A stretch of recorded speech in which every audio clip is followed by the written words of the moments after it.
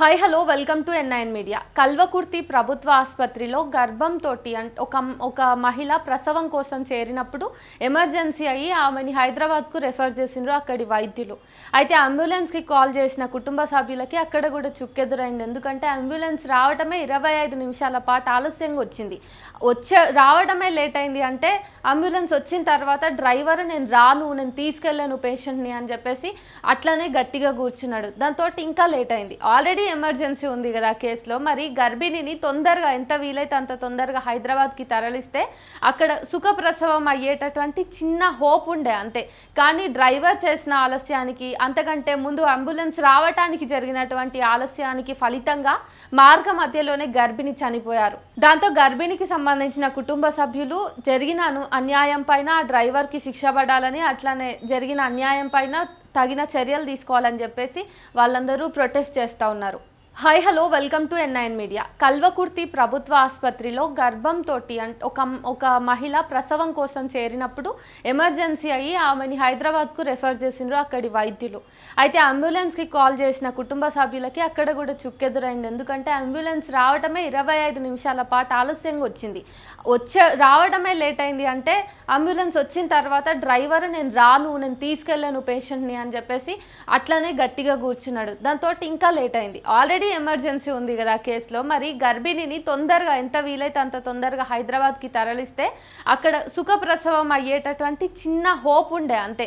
కానీ డ్రైవర్ చేసిన ఆలస్యానికి, అంతకంటే ముందు అంబులెన్స్ రావటానికి జరిగినటువంటి ఆలస్యానికి ఫలితంగా మార్గ మధ్యలోనే గర్భిణి చనిపోయారు. దాంతో గర్భిణికి సంబంధించిన కుటుంబ సభ్యులు జరిగిన అన్యాయం పైన డ్రైవర్కి శిక్ష పడాలని, అట్లానే జరిగిన అన్యాయం పైన తగిన చర్యలు తీసుకోవాలని చెప్పేసి వాళ్ళందరూ ప్రొటెస్ట్ చేస్తూ ఉన్నారు.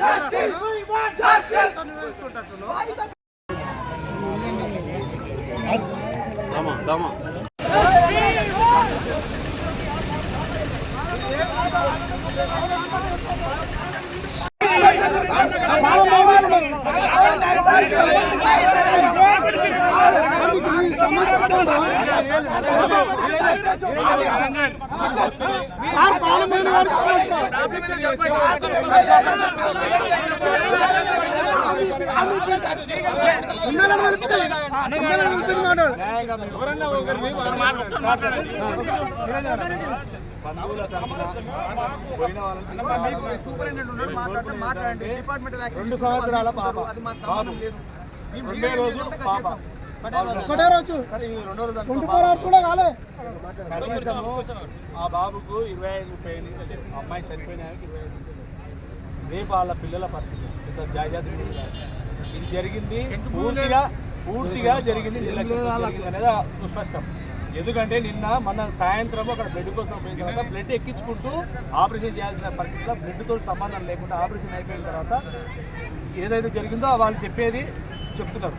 దయచేసి మేము కోరుకుంటున్నది ఏంటంటే ఇక్కడ వచ్చిన వాళ్ళు ఎవ్వరికి ఇట్లా సార్ ఒక మానత దుబ్బతో ఒకటి ఏమడుతున్నాం అంటే ఆ పిల్లలకి ఇద్దరికి 50 లక్షల రూపాయలు ఎక్స్గ్రేషియా కావాలి.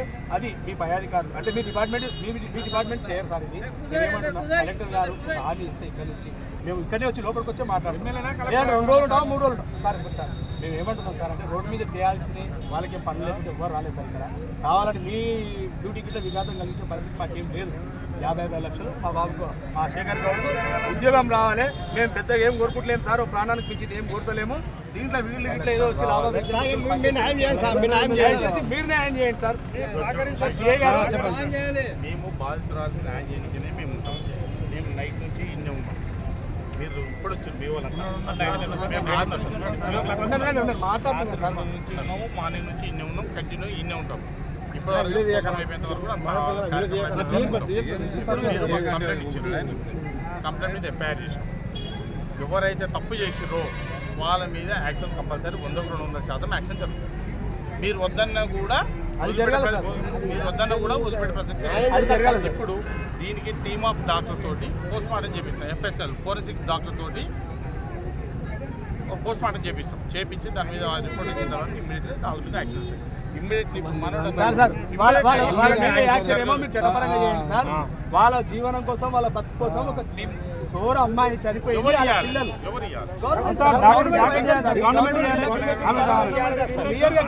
ఎవరైతే సర్జరీ చేస్తున్నారో సర్జరీ చేసింది కదా సార్, ఆమె ఏమని చెప్పండి సార్, ఆమె సంవత్సరం జీతం ఏమని చెప్పండి సార్, ఆమె డాక్టర్ ఆమె సూపరింటెండెంట్ బాధ్యత వహించమని చెప్పండి సార్, సూపరింటెండెంట్ బాధ్యత వహించమని చెప్పండి సార్, సూపరింటెండెంట్ బాధ్యత వహించమని చెప్పండి సార్. మీరు సూపర్ మీద కంప్లైంట్ ఇస్తే సూపరింటెండెంట్ మీద ఇవ్వండి. ఉద్దానం మీకు ఎవరెవరు మీకు అన్యాయం చేశారో వాళ్ళందరి మీద కంప్లైంట్ చేయండి. మీ పర్సనల్ గా ఎవరు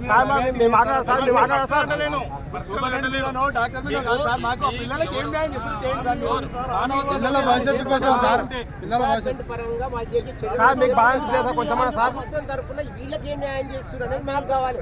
వాళ్ళ డిపార్ట్మెంట్ పరంగా వాళ్ళు తప్పు చేసిరా చేయలేదా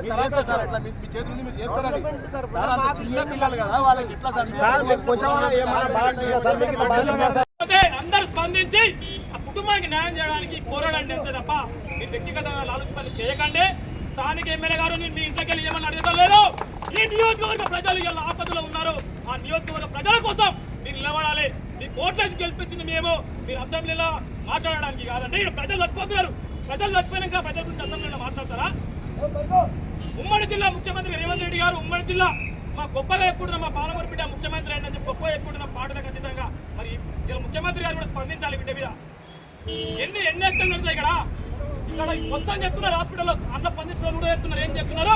ప్రతి నెలలో 2-3 ఎక్కువ ఇట్లాంటి అంటున్నారు. వాళ్ళని ఎందుకు సస్పెండ్ చేయట్లేదు అంటే మీరు అధికారులకు వాళ్ళకు పొత్తుల్లో మాట్లాడుతున్నారు. రాజకీయ నాయకులు అలాంటి కార్యకర్తలు ఇంకెంతమంది సరే కుటుంబం కోసం మేము చాలా మంది సిద్ధంగా ఉన్నాం. తగ్గేదే లేదు ఇంతవరకు ఎక్కడానికి.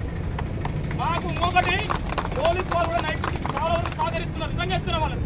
వాళ్ళని మెచ్చుకోవాలి. మాకు ఎంత అంటే ప్రొటెక్షన్ ఇస్తున్నారో వాళ్ళకి ఎంత ప్రెజర్ ఉందో కూడా మాకు తెలుసు. అయినా కూడా వాళ్ళు మాకు ఇస్తున్నారు. 100% పోలీసు వాళ్ళని కూడా మేము ధన్యవాదాలు చెప్తున్నాం. ఈ విషయం పైన మాత్రం ఎమ్మెల్యే గారు సానుకూలంగా స్పందించి మాకు హామీ ఇవ్వాలి.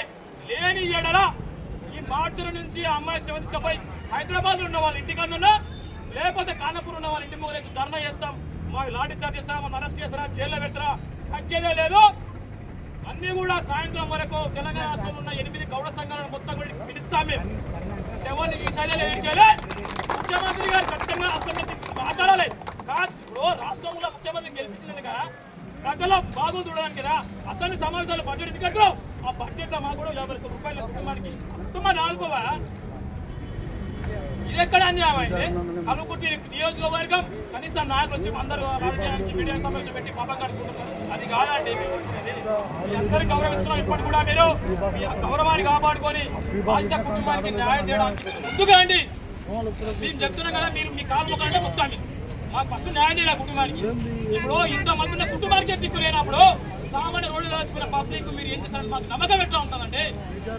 ఖచ్చితంగా నారాయణ రెడ్డి గారు నారాయణ రెడ్డి గారు మీకు దండం పెట్టి అడుగుతున్నాం. ఆ కుటుంబానికి మీరు న్యాయం చేయండి. మీరు తలుచుకుంటే 5 నిమిషాల పని ఆర్టీఓ గారినా, కలెక్టర్ గారినా, తహసీల్దార్ గారినా రప్పియండి. మాకు లిఖిత ప్రకారం హామీ ఇవ్వండి. మేము అప్పుడు మాత్రమే ఇది విరమిస్తాం. ఎట్టి పరిస్థితుల్లో అది విషయం వేసేలేదు. రేవంత్ రెడ్డి గారు ఎంతవరకు మీరు ముఖ్యమంత్రి మా పాలమూరు బిడ్డ మీరంటే మాకు కూడా అభిమానం రాజకీయ ఖచ్చితంగా మీరు స్పందించాలి. నారాయణ రెడ్డి గారి ద్వారా హామీ ఇప్పాలని రిక్వెస్ట్ చేస్తున్నాం.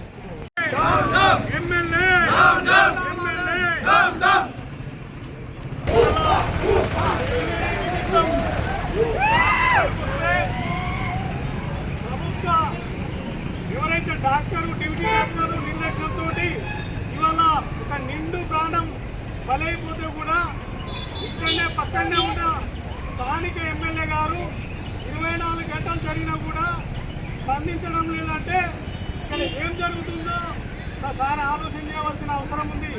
ఇలా ప్రభుత్వం మీరుంది. ఈ యొక్క ఈ నియోజకవర్గం పక్కనే ఉన్న ముఖ్యమంత్రి గారు కూతపెట్టి దూరంలో ఉంది ముఖ్యమంత్రి గారు. ముఖ్యమంత్రి గారికి కనిపిస్తలేదా? ఇలా ఈ రకమైన డాక్టర్లు హత్యలు చేస్తుంటే మీరు నిమ్మకు నీరెత్తినట్టు చూసుకుంటా పోతుంటే ఇది ఎంతవరకు కావచ్చు? ఇలా డాక్టర్ చేసిన హత్యగా మేము భావిస్తున్నాం. తక్షణమే ఆ ఒక్క డాక్టర్ ఎవరైతే ఉన్నారో ఆమె చేసిన అత్యాచారంగా వాళ్ళ కింద ఆమె తక్షణమే సస్పెండ్ చేయాలి. స్థానిక ఎవరైతే డిఎంహెచ్ఓ గారు ఉన్నారో స్పందించాలి. స్థానిక ఆర్టీఓ గారు కానీ ఎంఆర్ఓ కానీ స్పందించి నిన్న జరిగినప్పటి నుంచి ఇప్పటికి కూడా స్పందించకపోవడం ఇలా ప్రభుత్వ నిర్లక్ష్యం, ఇలా ప్రభుత్వ వైఫల్యం అని చెప్పి ఈ రకంగా సందర్భంగా చెప్తున్నాను. ఇలా ఇప్పటికి కూడా స్పందించకపోతే మేము ఇక్కడికి వెళ్ళి ఇంకా 2 రోజులు కానీ ఈయనే మేము పడిగావులు కాసి మాకు బాధిత కుటుంబానికి న్యాయం జరిగినంత వరకు భారతీయ జనతా పార్టీ తరఫున గౌడ సంఘం తరఫున ఇలా గౌడ సంఘం నాయకులు ఎక్కడ పోయిరు, ఇలా సిక్కుగాల గౌడ సంఘం నాయకులు ఇలా ఒక పెద్ద మంత్రి ఉన్నాడు గౌడ సంఘంలో, ఇలా ఒక గౌడ సంఘం మహిళ చనిపోతే కూడా నువ్వు అసెంబ్లీలో కూర్చున్నావా ఇక్కడ కూర్చున్నావు, నీకు చిత్తశుద్ధి లేదా? నల్గొండపల్లి మండలం Rampur village Rangareddy district sir మాది. అయితే మా భార్యని సోమవారం రోజు హాస్పిటల్లో అడ్మిట్ చేసింది సార్. సిజరీన్ చేయాలంటే డెలివరీ కోసం చేసిన తర్వాత మంగళవారం రోజు చేద్దామంటే అడ్మిట్ చేసుకున్నారు సార్. రోజు నైట్ ఇంట్లోనే ఉంచుకున్నారు. అయితే మీకు బ్లడ్ లేదు, బ్లడ్ తీసుకొస్తే ఆపరేషన్ చేస్తే లేకపోతే చేయను అని చెప్పింది సార్. సరే అని బ్లడ్ కోసం నేను వెళ్ళాను సార్. 4 గంటలు బ్లడ్ తీసుకొని వచ్చేసరికి ఆపరేషన్ చేసేసింది సార్ మేడం. చేసేసి జనరల్ వార్డులోకి వేసిన తర్వాత నేను వచ్చిన తర్వాత బ్లడ్ అంతకంటే ముందు స్టాక్ తెప్పించింది. ఒక రోజు మేము అడ్మిట్ అయిన రోజు ఆ స్టాక్ బ్లడ్ పెట్టింది. నేను తెచ్చిన బ్లడ్ పెట్టలే, అయితే టెంపరేచర్లో పెట్టరు నేను తెచ్చిన బ్లడ్. అయితే కరెక్ట్ ట్రీట్మెంట్ అందకపోవడం వల్ల నా భార్య చనిపోయింది సార్. ఇక్కడ నాకు ఇలాంటిది ఏది లేదు సార్.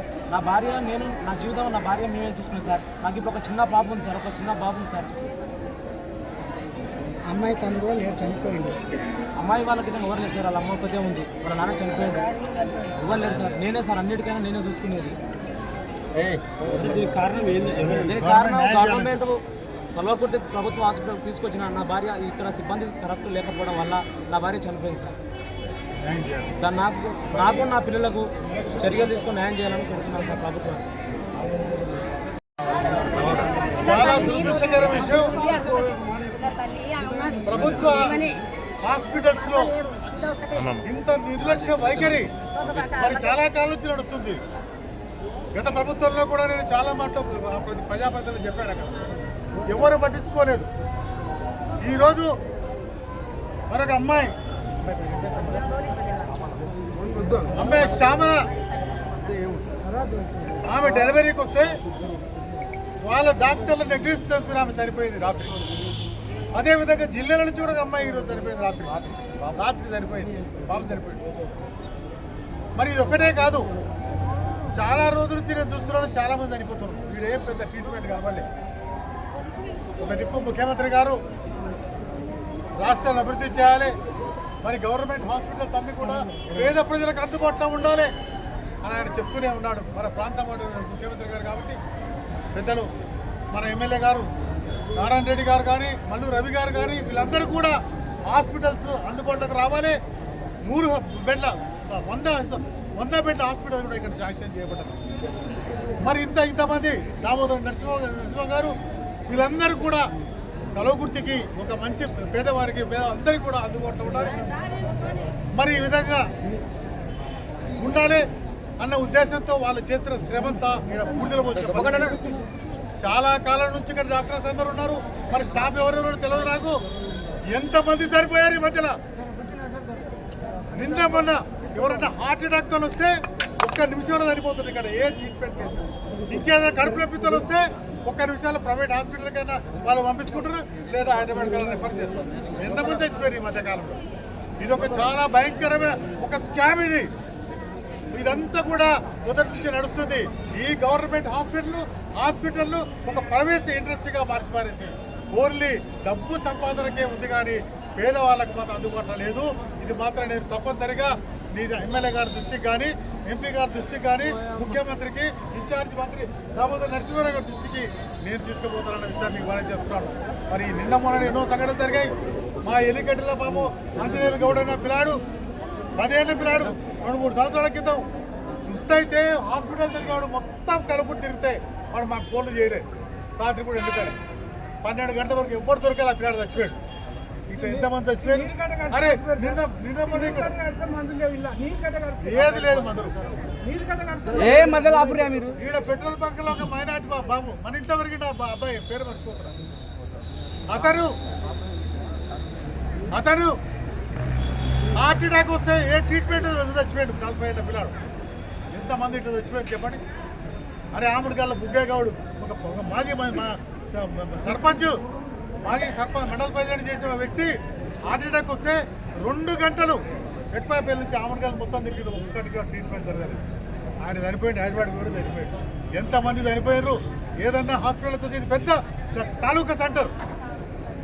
ఎన్నో సంవత్సరాల కింద 50 సంవత్సరాల కింద మా నాన్నగారు ఒక హార్ట్ అటాక్ వస్తే ఇక్కడ దయాకర్ ఒక డాక్టర్ 24 ఇంజక్షన్ ఇచ్చి గంటల తర్వాత 24 ఇంజక్షన్ ఇచ్చి బ్రతికించాడు. నేను ఎందుకు చెప్తున్నానంటే 50 సంవత్సరాల కింద అంత మంచి ట్రీట్మెంట్ జరిగితే ఇంత హై టెక్నాలజీ పెరిగిపోయింది, ఇన్ని వసతులు కల్పించారు. ఇప్పుడు బతికించలేకపోతున్నామంటే దురదృష్టకరం. నేను ఒక్కటి మాత్రం నేను హైకమాండ్తో అందరికీ మొత్తం ముఖ్యమంత్రి గారితో సహా ఎమ్మెల్యే గారికి, నేను ఎంపీ గారికి, మా ఇన్ఛార్జ్ మంత్రి దామోదర నరసింహ గారికి, మన విద్యాశాఖ మంత్రి, వీళ్ళందరి మన వైద్య శాఖ మంత్రి, వీళ్ళందరికీ మనవి చేస్తున్నారు. ఇక్కడ ఒక పెద్ద స్కామ్ ఉంది. అరే గవర్నమెంట్ హాస్పిటల్స్ ఉన్నటువంటి డాక్టర్స్ కానీ స్టాఫ్ కానీ ఎక్కడ ప్రైవేట్ పని చేయకూడదని వాళ్ళకు గైడ్ లైన్స్ ఉన్నాయి. కలగుర్తలో ఏమైంది? ఎన్ని సంవత్సరాలు డాక్టర్స్ ఇట్లే ఉంటారు, ఎన్ని సంవత్సరాలు ఇక్కడ స్టాఫ్ ఇక్కడే ఉంటారు. మొత్తం ప్రైవేట్ హాస్పిటల్ కట్టుకున్నారు, మొత్తం డబ్బు దాపేస్తారు. ఎవరైనా వస్తే 1 నిమిషాల ప్రైవేట్ హాస్పిటల్ రెఫర్ చేస్తారు. అరే నిన్న ఎన్ని సంఘటనలు. నేను మొత్తం మా దగ్గర సత్యం ఉన్నాడు ముద్రాజ్, వాళ్ళు చిన్న తీసుకొస్తారు. ఒక్కరు కూడా లేరు, దేనికోసం లేరు. ప్రాణం అంటే ఎవరి ప్రాణమైనా ఒక్కటే. కాబట్టి మరి ఇక్కడ కాంగ్రెస్ పార్టీ లీడర్స్ కూడా ఎవరో ఒకరు ఉండాలి కదా. ఎమ్మెల్యే అసెంబ్లీలో ఉండొచ్చు, కానీ ఎమ్మెల్యే ప్రతినిధులు ఎంతమంది ఉన్నారు? ఇక్కడ ఎవరైనా ఒకరు రావాలిగా. అంత రెస్పాన్సిబిలిటీ లేకుంటే ఒక అధికార పార్టీ ఈరోజు అసెంబ్లీ నడుస్తుంది, ముఖ్యమంత్రి కాన్స్టిట్యున్సీ, ఇక్కడ ముఖ్యమంత్రి పుట్టినటువంటి ఊరు, ఇక్కడ సంఘటన జరిగితే ఎమ్మెల్యే కానీ ముఖ్యమంత్రికి సంబంధించినటువంటి వ్యక్తులు కానీ ఒక్కరు కూడా ఇక్కడికి రాకపోవడం అనేటటువంటిది ఏంటిది అని చెప్పేసి మేము సిపిఎం పార్టీగా ప్రశ్నిస్తా ఉన్నాం. బాధితురాలకి న్యాయం జరగాలి. ఇటువంటి సంఘటనలు ఇక్కడ జరగకూడదు. ఇది ప్రైవేట్ హాస్పిటల్కు ఇది పాలించే బర్రెగా ఉండకూడదు. అందుకని మేము ప్రభుత్వాన్ని ఒకటి డిమాండ్ చేస్తున్నాం, ఆ కుటుంబానికి న్యాయం చేయాలి, పిల్లల చదువు బాధ్యత పూర్తిగా తీసుకోవాలి, అతనికి ఉపాధి కల్పించాలి, భర్తకు ₹1 కోటి ఇవ్వాలి ఎక్స్గ్రేసియా అని చెప్పేసి సిపిఎం పార్టీగా డిమాండ్ చేస్తా ఉన్నాం. దీనికి బంధువుల తరఫున మేము ఎప్పుడు కూడా ఎల్లవేళ వాళ్ళకి అండగా ఉంటామని చెప్పేసి తెలియజేస్తాం. నాకు అర్థమైతే ఉన్న హాస్పిటల్ని డెవలప్మెంట్తో పాటు ఎక్విప్మెంట్ తేవాలి, అప్పుడు ఈ చావులు అనేది బంద్ అవుతాయి. ఇది రిపీట్ చాలా ఇప్పటికీ ఈ అన్న తమ్ముడు ఒక్కడి జీవితమే రోడ్డు పాలు కాలేదు. ఇంతవరకు 10-20 సంవత్సరాలకెళ్ళి అయితేనే ఉంది. ఇది భవిష్యత్తులో కాకుండా చూసుకోవాలి. తమ్మునికి ఇప్పుడు మాత్రం న్యాయం ఏ విధంగా జరగాలంటే డబుల్ బెడ్రూమ్తో పాటు 2 ఎకరాల పొలం కూడా ఇవ్వాలి. పిల్లల చదువుల పూర్తి స్థాయి అంటే ఆ ప్లాన్కి ఉద్యోగం వచ్చే వరకు వాళ్ళ భవిష్యత్తు మొత్తం గవర్నమెంట్ చూసుకోవాలి. మరియు తమ్మునికి ఏదో చిరుద్యోగం అన్న గవర్నమెంట్ ఏదో పెద్ద ఏదో నీవు ఎంఆర్ఓని అడతలే కదా, చిన్న ఏదో మామూలు ఉద్యోగం, ఆ స్థాయి ఉద్యోగాన్ని కల్పించాలి. లేకపోతే మాత్రము ఈ ఉద్యమాన్ని మాత్రము ఇంతవరకు ఇంకోటి అనగానే జనాలకు మాత్రం వస్తేనే గవర్నమెంట్ హాస్పిటల్లో ఆ విధంగా చూస్తున్నారు. డబ్బులతోనో లేకపోతే పైరవీలతోనో ఆ విధంగా వస్తే మాత్రం ట్రీట్మెంట్ అంతో ఇంతో చేస్తున్నట్టున్నారు. ఇంకోటి లోకల్ డాక్టర్లు ఖచ్చితంగా పనిచేయాలి. అది ముఖ్యంగా లోకల్ డాక్టర్లు చేసినప్పుడు ఏమవుతుందంటే ఇంట్రెస్ట్ మొత్తం యాక్చువల్గా ఇంట్రెస్ట్ వాళ్ళకే పోతుంది. కాబట్టి లోకల్ డాక్టర్లు పూర్తిగా పనిచేయాల్సిన బాధ్యత మన స్థానిక ఎమ్మెల్యే. ఇంతవరకు నిన్న సాయంత్రం అయితే కనీసం ఎమ్మెల్యే గారు వచ్చిరనే సంగతి కూడా ఇంతవరకు ఇన్ఫర్మేషన్ అయితే లేదు. మన ఎమ్మెల్యే గారు రాలేదు. ఇంత పెద్ద ఇన్సిడెంట్ అయితే అంటే వాళ్ళకు అణగారిన వర్గాలు మన ఎమ్మెల్యే గారికి కనబడతలేరా? లోకల్ లీడర్లకు కనబడతలేరా? చిన్న ప్రోగ్రామ్ అయితే ఉరికొస్తారు, టెంటల కింద కూర్చుంటారు కాంగ్రెస్ నాయకులు. ఇంత పెద్ద వర్గం అయితే ఒక్క నాయకుడు కనబడండి. ఎమ్మెల్యే అంటే భయం అవుతుందా? రేవంత్ రెడ్డి గారు అంటే భయం అవుతుందా? వచ్చి ధర్నా చేయమని చెప్పండి. వీళ్ళ ఓట్లు కావాలి, అనగారిన వ్యక్తుల ఓట్లు కావాలి. కానీ అందరం ఎక్కినాక మాత్రం వీళ్ళ అవసరం లేదు. ఇది ఎంతవరకు సమంజసం? కాబట్టి ఇది మేము ఈ విధంగా వదిలే ప్రసక్తే లేదు. ఇది లాస్ట్, ఈ శేఖర్ గౌడ్తోనే లాస్ట్ కావాలి ఈ హాస్పిటల్లో. ఇంకోసారి రిపీట్ అయితే మన నాన్నరెడ్డి సార్ కానీ, మన ఏ మంత్రి గారిని కానీ, మన ఎంపీ గారిని కానీ మన ధర్నా చేసి రోడ్డు చేసి వాళ్ళని ఎక్కడెక్కడ నిలదీస్తాం. కాబట్టి తమ్మునికి ఏ విధంగా న్యాయం చేయాల్సిన బాధ్యత ఓన్లీ డాక్టర్ని తప్పించుకోవడం కాదు, ఎమ్మెల్యే గారు రావాలి. ఆయన హామీ సిఐ గారు ఇచ్చారనో ఎస్ఐ గారు ఇచ్చారో వాళ్ళు ఎంప్లాయీస్ ఇవాళ ఉంటారు రేపు పోతారు. ఎంఆర్ఓ ఇలా ఉంటాడు రేపు పోతాడు. ఎవరిని అడుగుతాం మనం? సార్ పోయిన ఎంఆర్ఓని అడగండి సార్ అంటారు, పోయిన సీఎని అడగని ఉంటాడు. మీరు అడుకుంటా కూర్చున్నారా? మనం అడుకుంటా కూర్చున్నామా? ఇవాళ వచ్చిన మెంబర్లు ఎవరు వస్తారు? రారు. ఎమ్మెల్యే గారితో హామీ ఇస్తేనే ఎమ్మెల్యే గారు మొన్న ఏదో ఆయన బండి కింద పడి సరే అతను తెచ్చిండ్రు ఆయన తెచ్చిండ్రు ఆయనకు డబ్బులు 50 లక్షలు ఇచ్చిండ్రు ఒక టాక్ ఉంది. అదేవిధంగా ఇప్పుడు అంటే అంత పెద్ద మనిషికి అంటే వీళ్ళ ప్రాణం కాదా? ఈ ప్రభుత్వ హత్య కాదా? ఎవరి నిర్లక్ష్యం? డాక్టర్లతో పాటు ప్రభుత్వ నిర్లక్ష్యం. ఓన్లీ డాక్టర్లు అనడానికి వీల్లేదు. నువ్వు అన్ని ఎక్విప్మెంట్స్ ఇచ్చి డాక్టర్లతో పాటు ప్రభుత్వ నిర్లక్ష్యం ఉంటుంది, డాక్టర్ నిర్లక్ష్యం ఉంటుంది. డాక్టర్లది మెయిన్ ఉంటుంది. ఎందుకంటే నువ్వు అన్నిటికీ రెడీ చేసుకోవాల్సిన బాధ్యత డాక్టర్ దాడా ఇన్ఛార్జ్ ఆడ ఎవరు డిపార్ట్మెంట్ హెడ్ ఉంటాడు ఇన్ఛార్జ్. ఈరోజు ఈ కల్వకుర్తి ప్రభుత్వ ఆసుపత్రి దగ్గర జరిగిన సంఘటన అంతా మీకు అందరికీ చూద్దాం. మరి సోమవారం నాడు పలకొండపల్లికి సంబంధించి రాంపూర్ విలేజ్లో అక్కడి నుంచి ఇక్కడికి వచ్చి ట్రీట్మెంట్ కోసం అంటే డెలివరీ కోసం వచ్చినటువంటి అమ్మాయి శ్యామల వైబాబ్ శేఖర్ గౌడ్ మరి ఇక్కడికి వచ్చిన తర్వాత ఇక్కడ వసతులు అరకొరగా ఉన్నాయా లేకపోతే ప్రభుత్వ నిర్లక్ష్యమా ఎంతమంది పెద్దలు చెప్పిపోయారు. దీంట్లో వేరే ఏం కనపడతలేదు, ప్రభుత్వ నిర్లక్ష్య వైఖరి. ఎందుకంటే ఆ మన మినిస్టర్ గారుతో మాట్లాడతా, ఎమ్మెల్యే గారితో మాట్లాడతా, ఇంకొకరితో మాట్లాడతా అనేది చెప్పుకోవడానికి మాత్రమే బాగుంటాయి. నిజాయితీగా చెప్పాలంటే ఇక్కడ వసతులు అరకొరగా, అదేవిధంగా ఇక్కడున్న స్టాఫ్ డాక్టర్లకు ఇట్లా టైంకు చూయించుకునే విధానంలో వాళ్ళు ఎక్కడ నిర్లక్ష్య వైఖరి చూపించారో ఇక్కడ తెలిసిపోతుంది. నాగర్కర్నూలుకు వెళ్ళి హస్బెండ్కి చెప్పి ఒక బ్లడ్ తీసుకురామని చెప్పి మరి ఆ బ్లడ్ కాకుండా వేరేకిచ్చిరా ఇదేకిచ్చిరా మరి ఏం చేసిరో చివరి నిమిషంలో ఆమె చనిపోయిందా మరి తెలియకుండా ఇట్లా ఆమెను ఇక్కడ నుంచి పంపించే ప్రయత్నం చేసిరు. కానీ మరి అక్కడ అతనికి ఎలాంటి సమాచారం ఇట్లా క్లియర్గా లేదు. నిజాయంగా చెప్పాలంటే గత గవర్నమెంట్కి ఈ గవర్నమెంట్కు తేడా ఏంది కనపడుతుందంటే గవర్నమెంట్ హాస్పిటల్కు పోతాం ఇంతకుముందు ఎట్లున్నదంటే సర్కార్ దవాఖానకు నేను రాను బిడ్డ అనేది ఇంకటికి అసోడికి తెలంగాణ గవర్నమెంట్ కేసీఆర్ గారు ఉన్నప్పుడు సర్కార్ దవాఖానకే పోతామనే ఉండే. ఇప్పుడు ఎట్లొచ్చింది పరిస్థితి అంటే ప్రైవేట్ హాస్పిటల్లో పోవాలి. ఇక్కడ డ్యూటీలు చేసిన డాక్టర్లు మొత్తం ప్రైవేట్ హాస్పిటల్ ఉంటాయి. అక్కడ వాళ్ళ దగ్గరికి మాత్రం ఉమ్మనీరు మింగింది తొందర తీసుకుప్పుడు ప్రైవేట్ హాస్పిటల్ పలానా పేరు వాళ్ళే చెప్తారు డాక్టర్. ఇక్కడ ఏం చెప్తారంటే ఇక్కడ సీరియస్గా ఉంది, మీరు నార్కల్లో మామనార్ కంటే ముందే ఫస్ట్ ఇక్కడ ప్రైవేట్ హాస్పిటల్ మంచి హాస్పిటల్ ఉన్నాయి మీరు అక్కడ తీసుకుపోరు అని చెప్తారు. ఎందుకంటే ఇక్కడ భయపడి కింద నర్సులు స్టాఫ్ నర్సులు చెప్పే వరకు వీళ్ళు ఏం చేస్తారంటే డబ్బులు ఉన్నా లేకున్నా ఒక పిల్లగాడు పుట్టే సందర్భం కాబట్టి మన దగ్గర డబ్బులు ఉన్నా లేకున్నా తీసుకొని ప్రైవేట్ హాస్పిటల్కి పోవాలనేది వాళ్ళు ఉత్సుకత నేర్పుతున్నారు. ఒకవేళ ఆ పరిస్థితి లేనివానికి ఈ పరిస్థితి ఈరోజు జరిగేది. ఇవాళ పూర్తిగా నిర్లక్ష్య వైఖరి ఈ గవర్నమెంట్ హాస్పిటల్లో జరగడానికి కారణం ఎవరంటే ఇక్కడ ఏదైతే మంత్రి గారు ఉన్నారో శాఖలు పట్టించుకోవడం లేదు. గవర్నమెంట్ హాస్పిటల్ని పట్టించుకునే నాదుడే లేడు.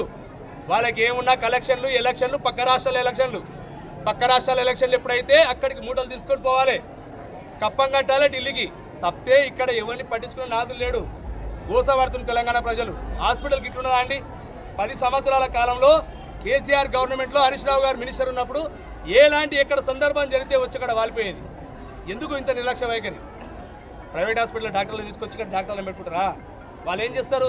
నా హాస్పిటల్లో మంచిగా ఉండాలి, నా హాస్పిటల్ మంచిగా ఉండాలనుకుంటే ఇక్కడ నుంచి ఉమ్మనీరు మింగింది లేకపోతే నీ బిడ్డ అడ్డం తిరిగింది తీసుకపోండి 2 హాస్పిటల్ ఏం చెప్తారు. కానీ ఈయన ఏ స్టోర్ ఉన్నారా?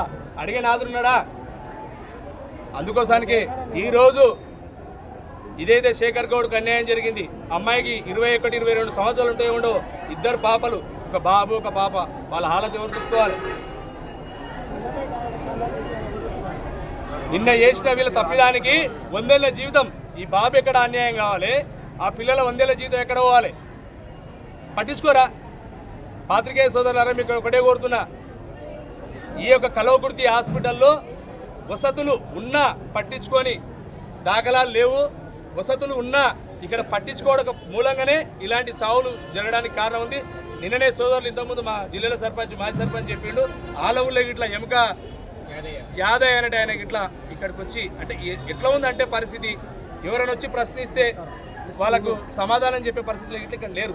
కాబట్టి దయచేసి ఈ యొక్క వైఖరికి మా బీఆర్ఎస్ పార్టీ తరఫున ఒకటే తెలియజేస్తున్నాం, ఇది ముమ్మాటికి ప్రభుత్వ హత్యే, గవర్నమెంట్ హత్యే. శ్యామల చెడిపోవడానికి కారణం గవర్నమెంటే. ఎందుకు పట్టించుకోరు? మీరు ఒకవేళ మీకు నిజాయితీ ఉంటే మొదటగా ప్రైవేట్ హాస్పిటల్ ఉన్న ఏ డాక్టర్ని ఇట్లా ఇక్కడ గవర్నమెంట్ హాస్పిటల్లో మీరు అపాయింట్ చేయకండి.